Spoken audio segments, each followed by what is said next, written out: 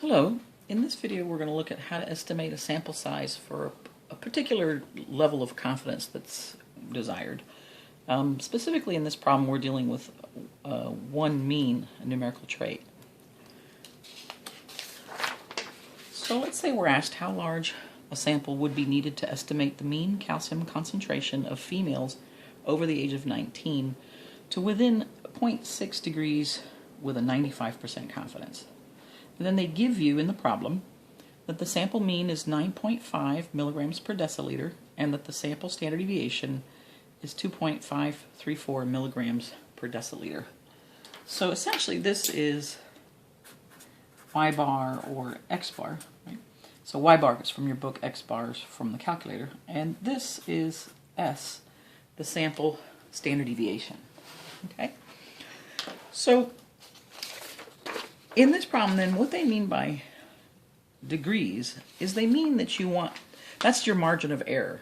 So what that means is, normally when you create a confidence interval, you take a sample and then you add or subtract a margin of error, and you believe with a certain confidence that you have captured the truth in that interval. So essentially in this case, because we're dealing with a numerical trait and it's one sample, we want mu to be captured within a distance of 0.6 of the sample mean. All right. So now when you recall how we calculate a confidence interval, you start with a sample and then add or subtract the margin of error. And so in this case, the margin of error is t times the sample's standard deviation divided by the sample size, square root of the sample size. So t times s over square root of n. So essentially we need to solve, right, we want the margin of error, me, to be 0.6 here.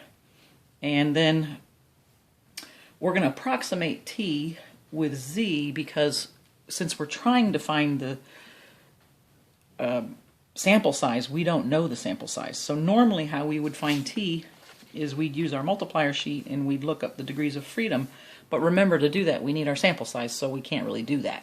So what we're going to do instead is approximate t with z for this confidence level that they gave us. So in our case, a 95% confidence.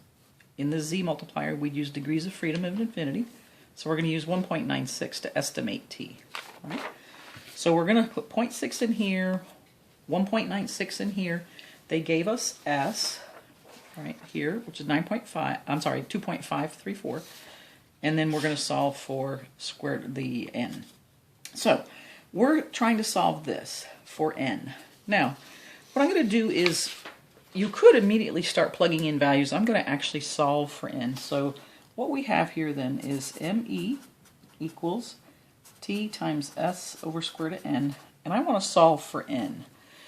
So since n is in the denominator, I would like to get it into the numerator. Now there are many ways to solve this. I'm just showing you one. So I like to get it in the numerator. So what I'm going to do is I'm going to multiply by square root of n to both sides, right? So now these cancel out, and I have square root of n times me equals t times s. Now I want n, so now at this point I at least have it in the numerator. So now I want to get rid of the me. Since it's multiplying, I want to divide both sides by me. All right, so now these cancel out, and I have square root of n equals t times s divided by me. And we're almost there. We at least have n isolated, but we have the square root of n isolated. So I want just n. Since the n is being square rooted, to undo a square root, we're going to square. And what we do to one side, we have to do to the other. So now I have n equals t times s over me, all of that squared. Okay. So now we're going to plug everything in, but remember, we're going to approximate t with z. So now let's plug everything in that we know. So let's see here. 2.534 is the s, and t is 1.96. Right? And 2.534 is s. And then over me, they gave us in the problem was 0.6. Okay? So we take all of that, we're going to square it, and that's what's going to give us n. Now let me go ahead and show you what I put in the calculator. So let's take a look here. We have 1.96, let's let that focus, hopefully, times 2.534, and then divided by 0.6, right? We get an answer, and then we want to square that answer. So over here, the x squared button, so squared, I get 68.5208. So we're going to round up to 69.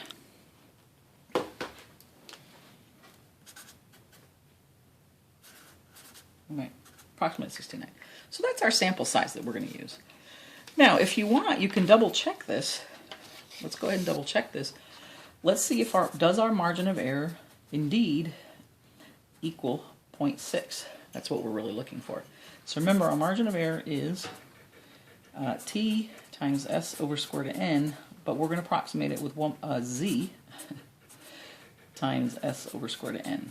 So if we put in 1.96 and we put 2.534 and then take the square root of 69, what you'll get is 0.5979, which indeed is about 0.6, right? So it looks like we're good. All right. Thanks for listening.